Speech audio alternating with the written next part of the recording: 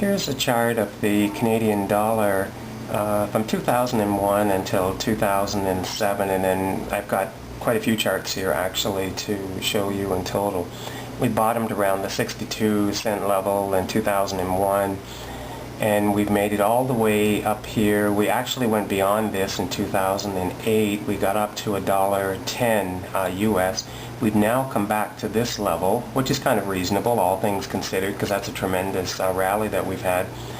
A more important point is, what is exactly happening with the US dollar, the Canadian dollar, oil, gold, other commodities? The basic premise is the hedge funds, which are considered to be the large speculators, and I'll show you a commitment of traders charts in a couple of charts coming up. The hedge funds are very speculative, very leveraged. They were long the gold, they were long oil, they were long the Canadian dollar, and they were short the US dollar. And the other side of the speculators are the commercials, who are considered to be the smart money. The large speculators are considered to be the dumb money. That may not be a completely fair comment, but I mean that's basically what the general comments continue to be. So this is now October, maybe October 14 or 15 in 2008, and the commercials trapped the hedge funds. Some hedge funds have actually gone under and caused multi-billion-dollar bankruptcies. There are many more to come. And here's what they did. When you get too many people on one side of the boat or on one side of the trade, in terms of the speculators, large speculators, say the hedge funds, the commercials will crush these people. And what the commercials did, they drove the US dollar from US dollar index from 70 to 82. They took the Canadian dollar from 110 down to 82. I think it's around 85 today, something like that, 84. They took oil from 147, almost 148, down to just under 80. And gold went from 1,033 down to about 835 as of today, 840. And what did they do? They forced the speculators to unwind their positions at enormous losses on all fronts. And once they clean those guys out, then the trade will reverse. The US dollar will go back down, gold will go back up along with silver, platinum, zinc, copper, lead, molybdenum. Oil goes back up. Targets for oil are at least in the $200 a barrel range over the next cycle. Canadian dollar up, US dollar down, gold up big time. And the reason they cleaned them out is because their positions were too obvious, because their trades are tracked, and this is a very common thing that happens every mid-cycle correction. Here's another Elliott wave analysis I found on the US dollar. US dollar index, as you'll see in a couple of charts, topped out in the 160 range. It's gotten down to 70. On a counter-trend rally, it's now roughly 81.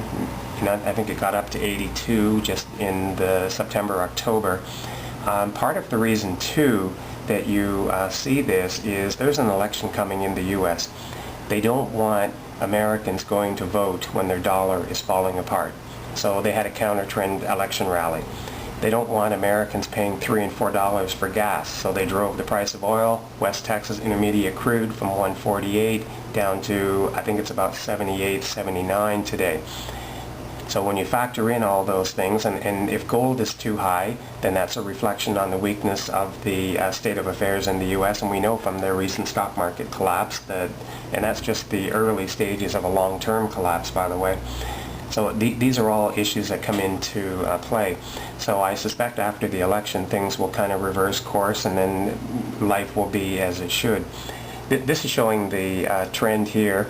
Long-term targets on the US dollar is in the 40 to 50 cent range, which means it's going to drop about 50% from where it is today over the next cycle. And whether it forms a triangle and goes down, or whether it just breaks down, long-term trend is down for the US dollar. Up for oil until the cycle is done, up for gold, and way up for the Canadian dollar.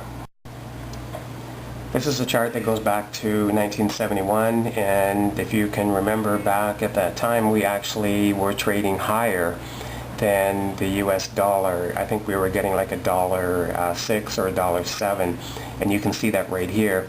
And then the US dollar gained strength. You know, there's the rally 1, 2, 3, 4, 5, and it reached a peak of 160, and now it's in terminal decline. The US is printing so much money that they are going to cause hyperinflation. And after hyperinflation comes deflation, or what's even worse than deflation along with that would be a global depression. And you know, people say, oh, well, that could never happen again. It's been happening since the beginning of time, and it will always happen again. And this is just the nature of fiat currencies, that they just don't survive long term. This is another chart I came across on the reasonably long term, going back 18, 19 years. This is the last top, and I'll show you another chart in a minute to show that this was just a weak recovery rally. So there was an A decline that went from 160 down to 80. We had a B rally back to 120, and we're now in a C wave decline. C wave, by the way, is the most vicious, the longest, most painful. You're going to see in a couple minutes the 80 level on the US dollar index has been incredible support going way back, and I have a chart that I'll be able to show you that. So we broke that 80 level finally in 2008, got down to 70.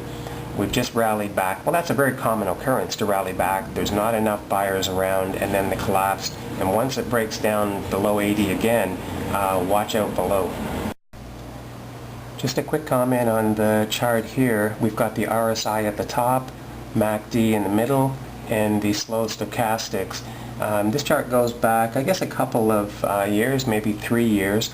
What I want you to focus on here was the bottom in the 70 range, and kind of hit a lower high, and then this is the channel that it traded in. When it got on this last little rally, well, they were forcing the hedge funds to cover their short positions. There's a negative divergence showing up here. You can see where it made a higher high from the 80, went back to 76, got up to 82. The stochastics did not confirm that. You can see the angle is down there, but actually the price is going up. On the MACD also, it did not confirm the second high, and neither did the RSI. These are internal indicators that bring up a negative divergence, and that should quickly resolve itself to the downside. Here's the other thing here.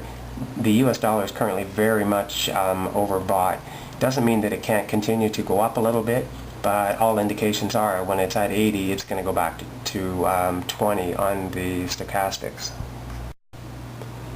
Here's the recent rally in the Canadian dollar. I think this goes back to the end of 2005, from about the 85 level. It was in this channel, if you just see the mouse running along there, and stayed in the channel pretty consistently, and then overshot, which is very common. Rallies tend to overshoot channels at the top, and they tend to go lower than the channel at the bottom, and we're currently sitting somewhere right in the 85 cent range.